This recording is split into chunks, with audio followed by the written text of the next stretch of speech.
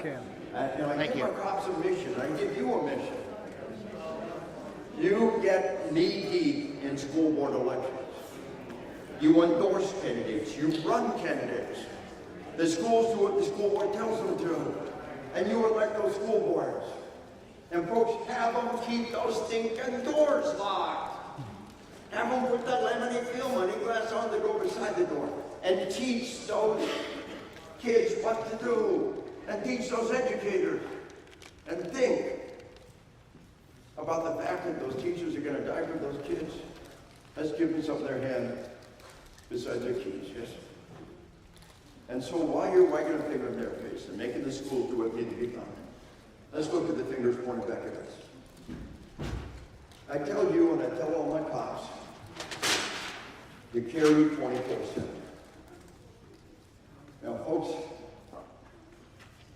are the things worse than death? I tell you what's worse than death. To stand there and watch your loved ones die and not have your gun on your body. Tell me you wouldn't live the rest of your life in hell. When people ask you why you carry that gun, you tell them, because there are things in this world worse than death, yes?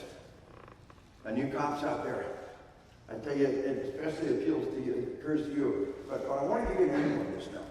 Let's go back to the fire guy. He really is our A student. And the fire alarm is an amazing piece of technology. The fire guy knows that under stress, color vision goes out, except red. We're designed to see red under stress. Blood, survival data. What color is the fire alarm going out the door? Blood red. There's science behind that. The fire guy knows under stress, fine motor control goes out. What I have to do to let them know there's a fire. Grab and pull. Those are gross motor skills. Here's the magic in the system. There is a direct link from the fire alarm to the fire guy. You ever thought what it costs for civilization to have the link from there? He knows what pull station will pull, he knows instantly, and he can be out the door in seconds. But folks, violence is that what we're going to do? Bang another kid down, I do.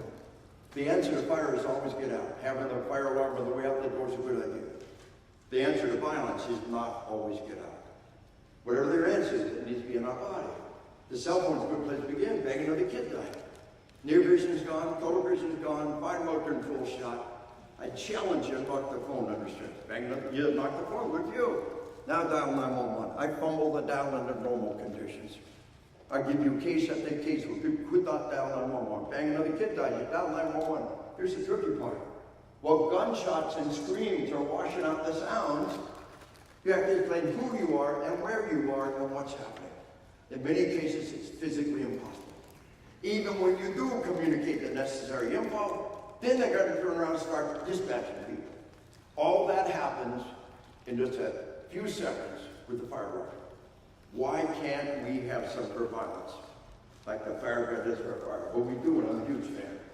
All you cops out there, on duty, off duty, reserve, retired, if you're authorized to carry under the OSA, download the free app, Hero 911. Millions of apps in the App Store, millions of apps in the App Store. One is limited just to law enforcement. One of the very few apps authorized to be put on a federal issued phone. Hero 911. This is the receiver. The teacher will have the transmitter. Now, folks, I paid to put my grandkids' school in 2 different states. I paid to put it in my house of worship. If I had a business, I put it there. Anywhere we have fire alarms, we need this far more. They're putting it in businesses, in resorts, and other places. But let's say it's in the school. The teacher gets an app, a big red button. Taps it, swipes it, taps it again. These are gross motor skills. Look what it does. It speed dials 911. It goes to your Wi-Fi and your cell system. It displays the map location from that point on of where the incident is. It lets somebody know who has an incident, where they're at. Everybody on 5-mile radius knows because these killers often go mobile. And instantly, from the teacher's phone to the cop's phone, with the information of where it is, and the cop is headed that way in seconds. By tapping on those off-duty cops, we quadruple our coverage. Those guys are going to be there pretty soon. But it's one that gets you in the first 30 seconds that matter. The entire state of Indiana has put this in place. And sheriffs across Indiana were just putting it in place, and they were putting in their daycares and their sheriffs in their counties. And now it's been statewide in all the schools. It's in like 30 states, hundreds and hundreds of school districts, entire states put it in, and it costs virtually nothing. There's just an initial fee to set it up, and it's chump change in the world of school safety and in the world of school budgets. Well, folks, in all these years, there have been 11 false alarms. Every one, somebody that didn't take the 6-minute tutorial. But one in Indiana, teacher set it off, Catholic school. Teacher set it off, first cop was to her in 30 seconds flat. 2 off-duty cops right behind him within a minute. In another couple of minutes, they were everywhere. And folks, 5 minutes later, all the king's horses and all the king's men were never with those kids back together. It's the one that gets there in the first 30 seconds going to save our kid's life and save our way of life. And so, folks, all you cops out there, remember my Special Forces sergeant says, watch my 6, cover my back. But you can't do your job if you're not carrying that gun. If that terrible massacre is happening, if that daycare massacre is happening, and you get the word and you stand there without the tools to prevent it, tell me you wouldn't spend the rest of your life in hell. It doesn't do any good to notify every cop if we're not carrying our guns. And so carry 24/7, folks, and let's talk about other things that our cops need, and this is something that all of us can tap into and have the proper equipment. And that begins with a rifle. I'm a cop. I'm authorized to carry from sea to shining sea a pistol. You start carrying a rifle and you move across anywhere, you start violating all kinds of laws. But folks, I've got an AR pistol, and I love it. It's a 5.56 rifle that's been cut down. I tuck that buffer stock, that padded buffer stock in there, and I can hammer things. Like whenever I go any distance at all, I've always got that behind the seat. I can reach back and grab that thing, shoot through the windshield, rock and roll, whatever you need to do. You're authorized to carry a pistol in many states, but once you move up to rifle, all kinds of hunting laws and other complications kick in. But our cops need rifles, folks. The bad guy's going to have body armor, dead on it. And the body armor neutralizes your pistol unless you're making headshots or double shots. And the bad guy has a rifle, he's punching holes through the cop's body armor if it ain't even there. And we need rifles, folks. And folks, one of the other things that we're telling everybody is a gold bag or a bailout bag. After a rifle and a radio, the next most important thing they're carrying is ammo resupply. One person behind cover bringing effective fire can keep a whole platoon of bad guys scrambling for 5 minutes. One person behind cover bringing effective fire, a whole platoon of bad guys scrambling for 5 minutes. Everybody military know what I'm talking about. And 5 minutes later, 2 of your friends will show up. And another 5 minutes, 10 of your friends show up and turn the tide of battle. But the average person is going to go to the door with 3 magazines. Or concealed carry may have less. Now, if you're firing as fast as you can accurately fire in a target-rich environment, how long are 3 magazines going to last you? Most of us burn 3 magazines at a time with accurate fire. Now what do? You're out of ammo. Well, that would never happen. Columbine High School, Littleton, Colorado. In Columbine, the cop never got the building. The killers tried to ambush him, second floor window. I was the speaker at Columbine. They walked me around. You can't stand where the killers stand. They redesigned the school. But from a second floor window, the killers ambushed his responding cop. Behind the vehicle, he empties 3 magazines back at the killers. Now, up to this point, all the killers have done is wound 1 teacher who will die 2 hours later from lack of medical care. But the cop fired 3 magazines of ammo. He's out of ammo. What choice did he have? To get in the vehicle and leave. And then they went to the library and murdered 12 kids. And that cop would give anything on earth to have had a Walmart bag with a box of ammo in the trunk of his car. After a rifle and a radio, after a gun, the most important thing we carry is an ammo resupply. Usually it's something you sling over the driver's side headrest. Extra pistol mags loaded, rifle mags loaded. You sling it over your shoulder and go in. But folks, you don't need it. You always put it back. At the moment of truth, you can be the ammo fairy. Here's how it works. If somebody gives you ammo, a life and death they're the animal fairy. They get free beer for the rest of their life. Well, folks, another thing that our cops are doing nationwide that just kind of extends the envelope is smoke. Folks, we're taking those smoke grenades out of those squat lockers and put them in the trunk of people's cars. All those military guys know there's a smoke grenade right now. How many times we played this stupid game where the bad guy shoots people trying to rescue them before we pop smoke? How many times we keep playing this stupid game? There's so many things we can do with smoke at the moment of truth. But another resource that they're tapping into is our cruiser belt-fed continuous feed system, the firefighters. Now, folks, nationwide integrated firefighting, and a SWAT team leader in New Jersey told me, he said, Dave, it happened. We did it just like you said. A guy had trapped his wife and kids in a little trailer home, soaked it with kerosene, and cops showed up and he's about to torch it off. We got a standoff. The guy's got a wife and kids trapped in a trailer home, soaked with kerosene. He's standing at the front door. He said, I knew exactly what to do, just like you said. Fire truck was staged back there. We ran them up, ran the hose up. They had the hose. We had a cop with a shield, a little crack between the shields, stick the hose out. The only problem was the fire guys didn't want to crank the hose up to full power. I ran back and cranked up full power. We blew this guy out the backside of his trailer. And nobody died that day. Folks, fire as a weapon of mass murder is very common. Russia has virtually no privately owned firearms and almost double the homicide rate. They just find other ways to kill people. And fire is one of them. And when in a world without guns, a big guy just beats people to death, and what are you going to do about it? You understand? So folks, the final finger pointed back at us. I tell all of us who are going to take action. The final finger pointed back at us.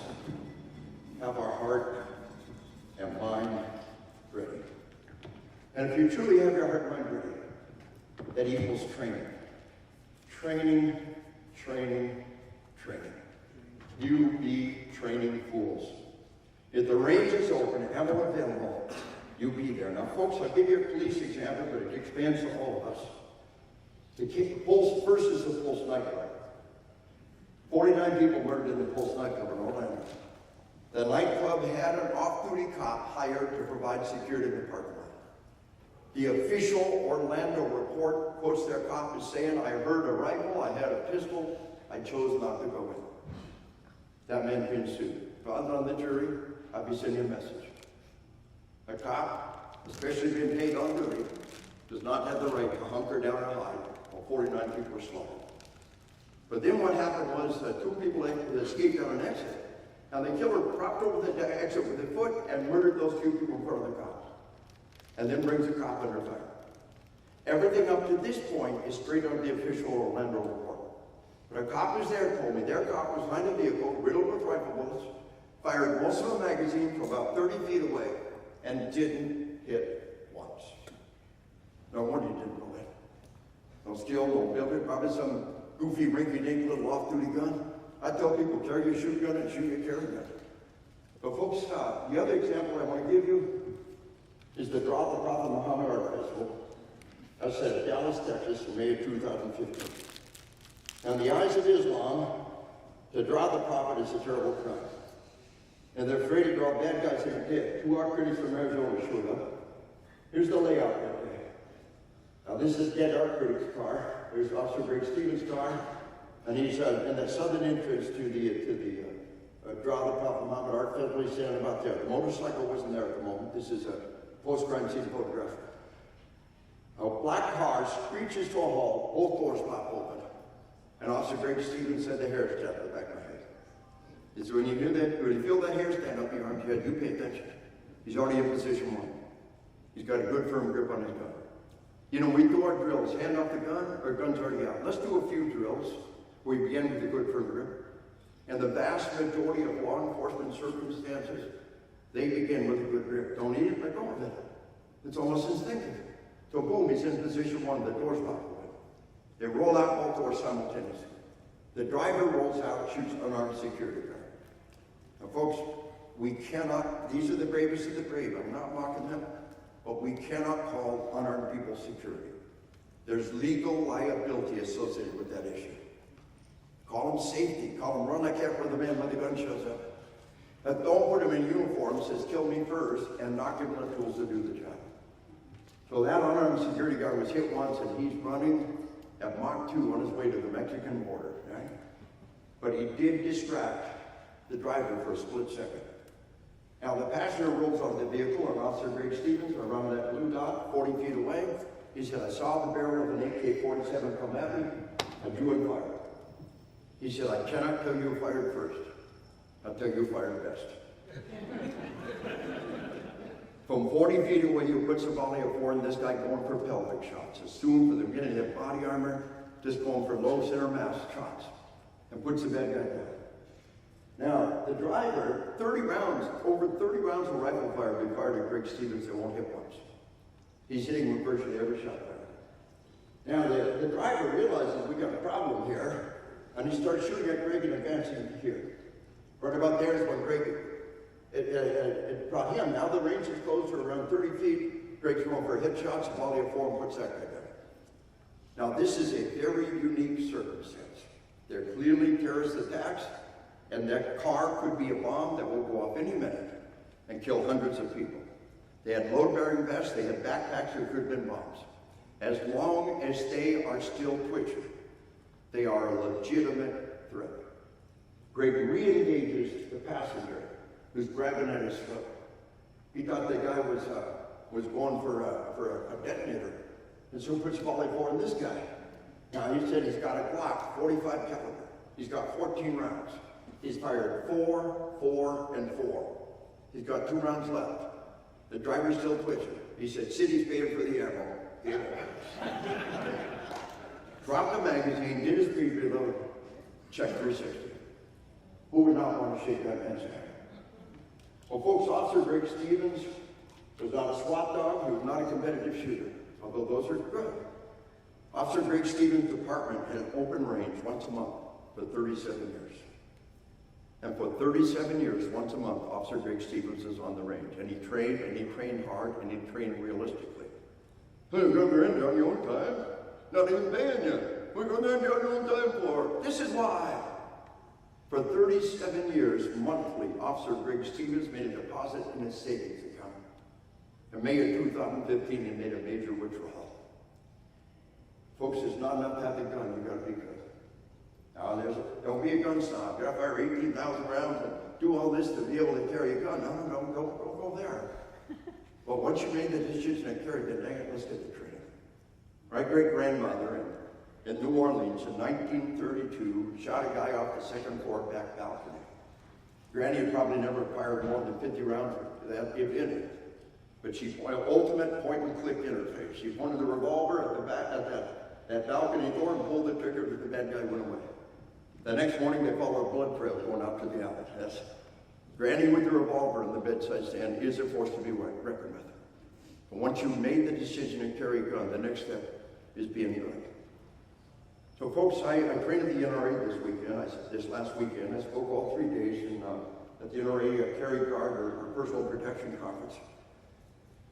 And a man named Stephen Williford was there. I had the honor to work with him on several occasions. Stephen was the one that stopped the massacre, that church massacre in Sutherland Springs, Texas. On a Sunday morning, Stephen he hears gunshots coming from the church. It's just like that's about 50 meters away from where he lives. He had a rifle stolen previously, so he kept his rifle in a gun safe. And he had to run to the gun safe, open the safe, and load a magazine. Every magazine, every second, people are dying. When's enough? How many rounds you need? He loaded a magazine partially full, raced outside in his stocking feet on a gravel road, and fired a volley of fire. Now, what you may not have heard about him, he did lots and lots of training. He did 3 gun matches. He's kind of a roly-poly guy with a little beard. I'm telling you, it's not what's out here that matters, it's what's in here that matters.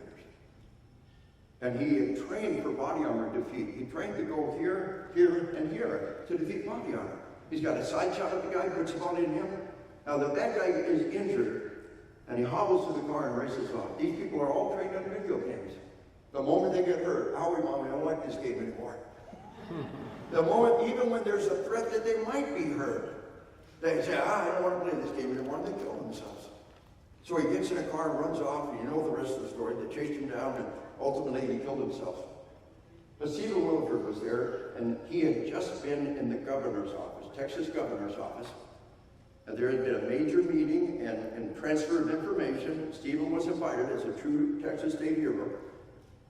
And in that Walmart, where the El Paso massacre happened, there were 8 concealed carry permit holders.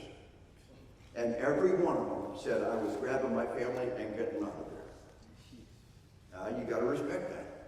But they are not sheep. Stephen Williford said, my family knows I'm going that way and you go that way.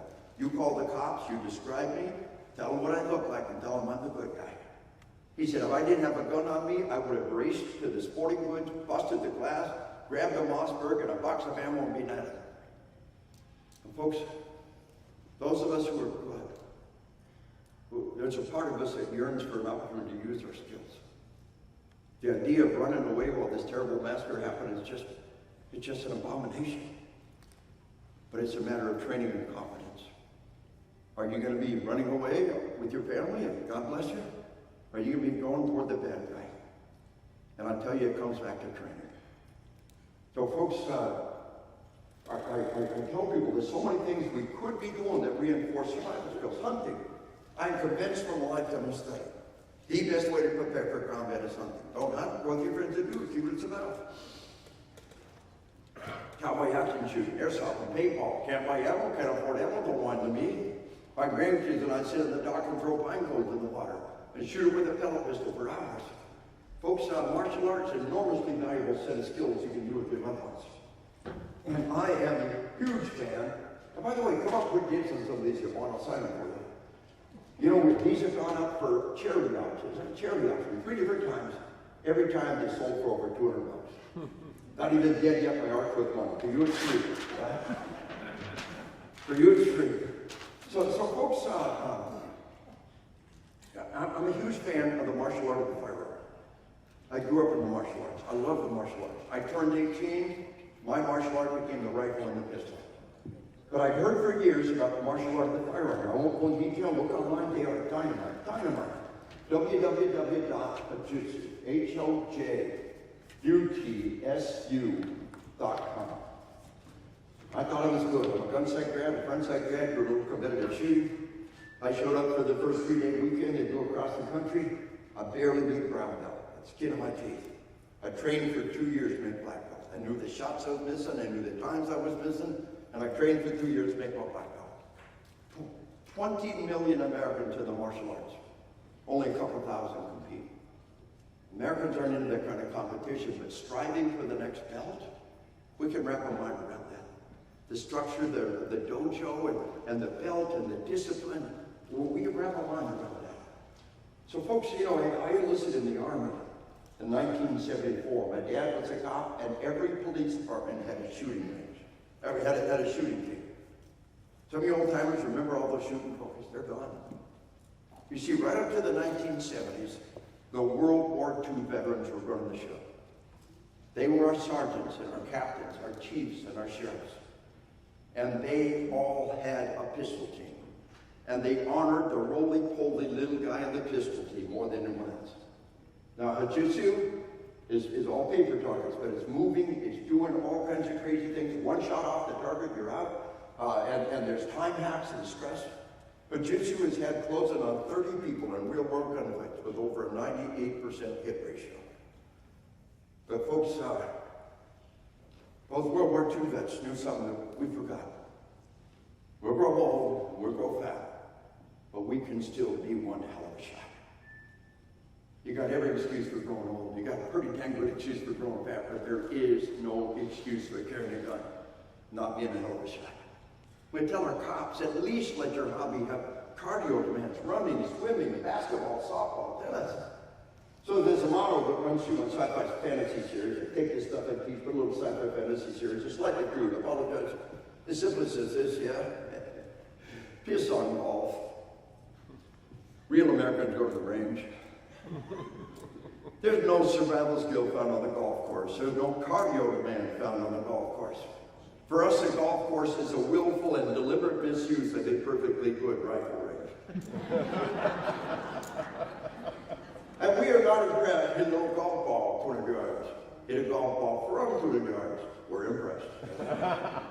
It's always fun to tease our golfers. It's always good sports. Sometimes they're our best shots.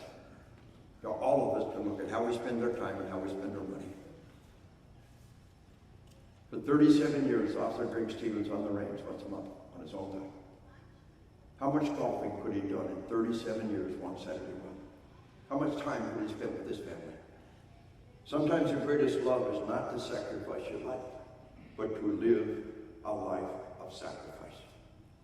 To take your own money and your own time and your own resources to prepare for lifting. And you do this for me. When you're throwing your range bag in the car on Saturday morning, your neighbor's throwing the golf clubs in the car, wave at him and tell something for me. Let the sheep go graze on the golf course.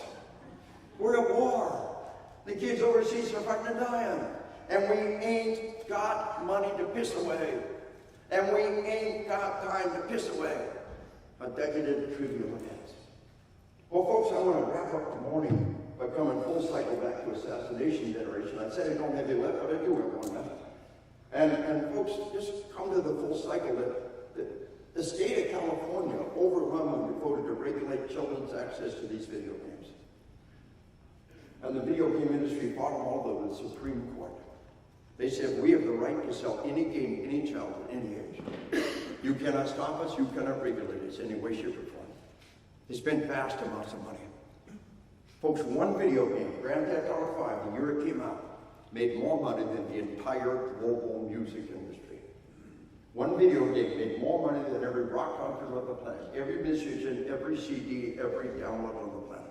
They spent vast amounts of money fighting all through the Supreme Court to sell any game, any child, any age.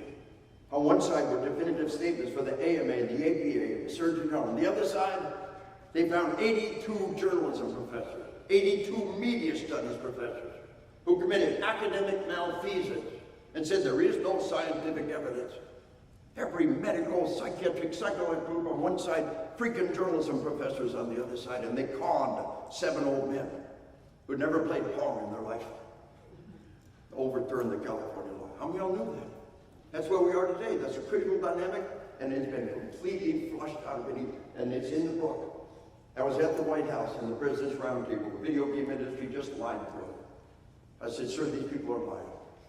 It's all in my book. I said, you guys don't really believe your own propaganda, do you? I said, read the book, read the dissenting opinions. I understand what happened that day, and put all the pieces together. Just recognize the fact that, folks, the critical component for you to understand is we got the brain scan data coming in from across the planet. That's all in the book. Here's your kid's brain, and here's a video game player. This is a dozen low-medium violence exposure kids, a composite, and that's a dozen high-medium violence exposure kids faced with a simple, predictive left brain exercise. Complete shutdown of left brain processing. You tell that kid, don't you understand? If you don't do your homework, you're going to get an F. No. Don't you understand? You take a gun to school and your life is irredeemably over. No, they don't get it. Folks, the fight or flight hormones are flooding through their brain. Violent visual imagery inflicted upon children is a powerful physiological impact. Now here's your kid's brain at rest. Here's your video game player's brain at rest. There are aliens among us that look the same on the outside and the inside. They are wired different. And the brain scan studies coming in from around the planet. I want you to understand, we can detox that kid.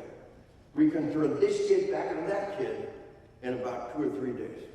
You ever taken a kid camping, hiking, hunting a week? Ever get away from TV, movie, and video games a week? The first 2 days are pure hell. They are going through withdrawal symptoms. They're detoxing. On the 3rd day, it's like somebody threw a switch. Church camps nationwide tell me, ain't nothing spiritual up in this camp for the first 2 days. On the 3rd day, it's like somebody threw a switch. So why don't the whole school detox their kid? Stanford Med School and controlled double-blind medical research demonstrated K through 12 TV pornography. Now, K through 12 had tested controlled double-blind observation, detox the kids for 10 days. Detox those kids for 10 days.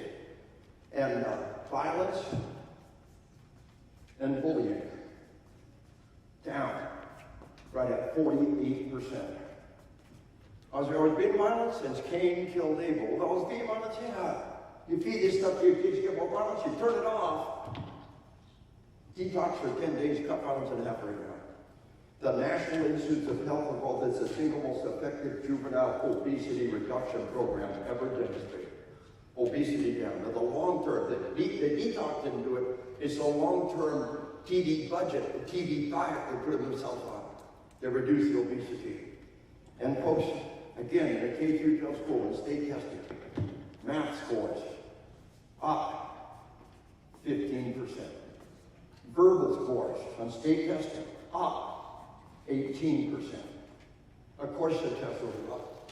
The fight or flight hormones are flushed out of the brain. They're not sleep deprived. They're not being bullied. They're not being attacked.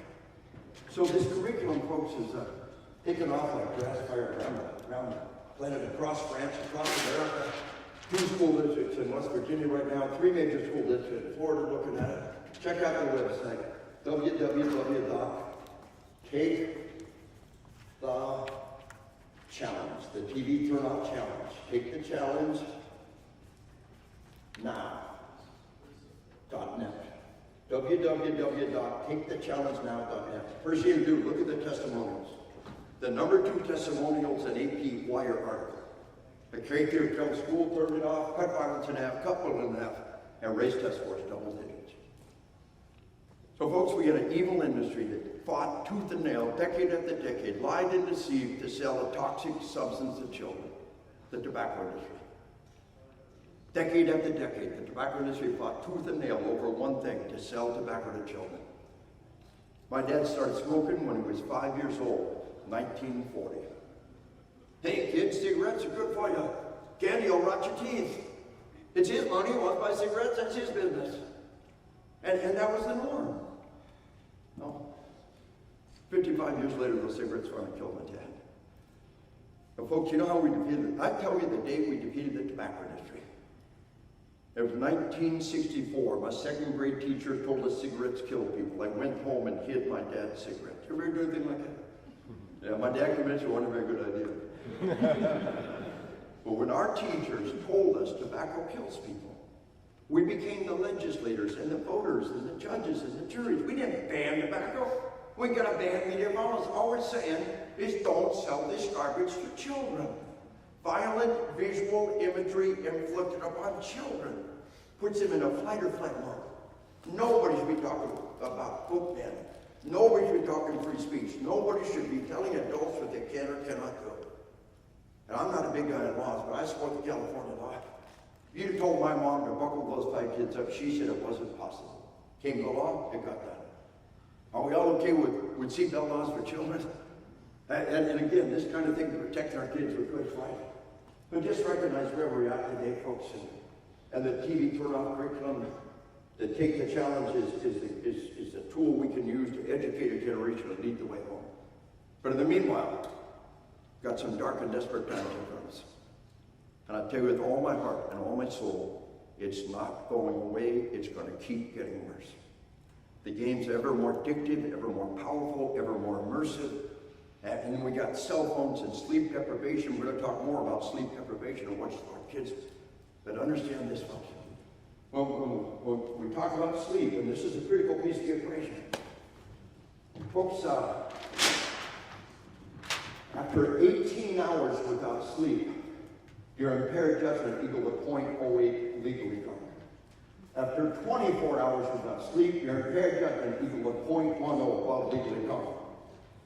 After 3 days without sleep, you are psychotic. Any graduate of Ranger School will tell about hallucinations on the 3rd day without sleep. And folks, we have kids who play the games all night long. They go to school. They play the games all night long. Now they go back to school, they're on their 3rd day without sleep. And I will tell you personally, you will see things and hear things that are not there on the 3rd day without sleep. The sleep deprivation is a critical component in our suicides. Folks, Taking your life is not a natural act. We have to have profoundly impaired judgment to take your life. Alcohol and suicide have always been closely related. Alcohol creates impaired judgment. You make a bad decision, you have a chance to rethink it. But the most pervasive form of impaired judgment is sleep deprivation.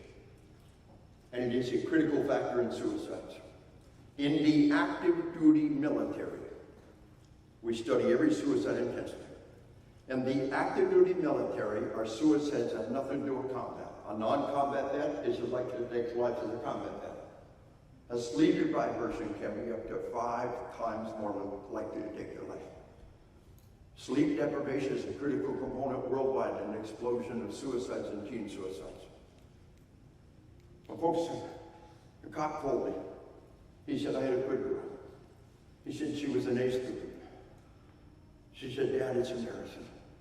You're going to take myself out every night. You can trust me. He said, so I trusted her. Let her keep her cell phone. He said, a little while later, she took her life. He said, my little girl took her life. And I never knew the hell she was living in until we looked at the text messages on her cell phone. Night after night of ceaseless, relentless, vicious bullying. And you can't ignore this stuff. We're not wired that way. She's up all night long. She's up all night long trying to find somebody to defend her, trying to find some way to stand up to these people. I said, my little girl was sleep deprived, bullied, tormented to death in front of my eyes, and I let it happen. He said, I can't ignore that text message in the middle of the night. How do I expect a little girl to? Folks, they call them tweenagers. 10, 11, 12-year-olds. Tweenage girls' suicide rate has tripled per capita in just the last decade. Worldwide, teen suicides have exploded. And sleep deprivation, the cell phones, oh, they don't ever want to stop cell phones to children. That would destroy their market. The cell phones, the text messaging, the video games, and these other things are just eating the children alive. The video games are designed to be addictive, impossible to turn off. Right now, 200 million people are playing a game called Fortnite. We do this, and 0.05% say, good time to quit the game. Never do that again. We do this, absolutely nobody quits. They do more of that. There's a constant interactive feedback loop with millions of data points being devoured to know just the right flicker rate, just the right color, just the right pattern, just the right plot to make those games impossible to turn off. Old-timers think like Tetris. On steroids, we crack from it. You understand? And each generation gets more addictive. Folks, 15% of all divorces in America, video games are the cause. Google video games divorce. Wife says, what's more important, the game or your family? It's an easy one. Let's get a divorce. Yeah. It's tragic. It's destructive. Adults are playing the game until they die. Adults mess themselves and wet themselves by the sitting because they can't stop the game. Children are being destroyed by these games. Now they fought all the way to the Supreme Court to sell any game, any kid at any age. And they're doing the same thing worldwide. And so, folks, there's light at the end of the tunnel. But our children, our grandchildren, are dying at rates we've never seen before. Traffic deaths are the #1 killer of teenagers in America. Although different assessments change some of the data. But folks, sleep deprivation is the greatest predictor in traffic death. There's a reason why truck drivers and airline pilots are required by law to get enough sleep. You got a kid that's going to be behind the wheel of a vehicle, he must get a good night's sleep the night before. And they're not getting that. The 3 major killings for kids: suicide, traffic deaths, and drug overdoses. Just taking drugs is impaired judgment right there. But folks, sleep deprivation creates chronic pain. The muscles and tendons never fully relax. Sleep deprivation creates chronic pain. The opiate epidemic worldwide. Prescription opiates have always been there. What is the new factor worldwide? A worldwide epidemic of sleep deprivation creates chronic pain. Doc, I heard all the time, give me a pill to fix it. You don't need a pill, you need more sleep. And we're being eaten alive by this stuff. And they will never say, don't give your kid a cell phone. They will never say, your kid shouldn't play this video game. They got a rating system, but they absolutely refuse to enforce it all the way to the Supreme Court. And so we're in the middle of a toxic and corrosive time. And when the world comes unglued, they desperately have to point the finger somewhere else. Where do they point the finger? At the guns. It's all about the guns. How's that working in Mexico? Yeah. Now, folks, It's just the opposite. The only tool that we have to sustain our civilization and our freedoms and our way of life is those guns that were carved into the DNA of our nation with the Second Amendment. And you believe in who you are. And you believe in what you do. When you get back from lunch, we're going to study the epoxy ground called combat. The good stuff. You got to say the good stuff after lunch. And all the good stuff is coming. But I want you all, a lot of people had a hand in making this happen. A lot of neat things are happening, and we're going to get a chance to hear a little bit from Jim Irvin. But folks, I want you to, Cheryl Todd, like I said, she's the Wonder Woman of the airwaves with her golden lariat of truth and justice. She's one of the key factors that made this possible. Give her a big hand.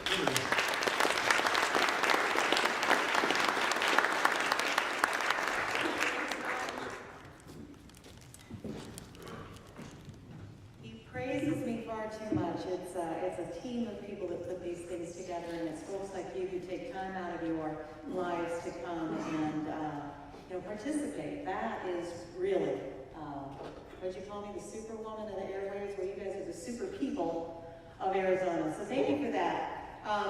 Before we break, I just wanted to give you a quick lay of the land. Our food is laid out buffet style in the hall. Please go out, fill a plate, come back in here and eat. A staff member for the hotel will come by and pick up your plates when you're done. There's water at the back of the room here. There's tea and coffee out in the breezeway. And I did want to recognize some dignitaries, some elected officials who have come into the room since we've begun. We have in the room Arizona State Representative Kevin Payne. Yes? Someone? Thank you. LD21, yes? All right, we have right next to him actually is Arizona State Rep for District 22, Frank Carroll.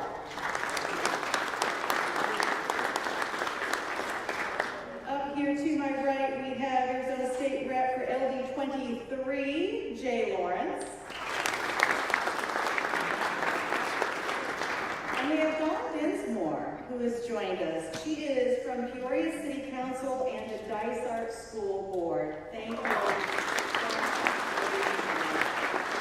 All right, well, I'm going to just let you guys figure out your own way out to the breezeway and line up and have some great food. And we will reconvene here at... Quarter till the hour, 45 minutes, quarter till. Come back, tummy's full, gear levels down, captain levels up. Ready to rock and roll. 45 minutes.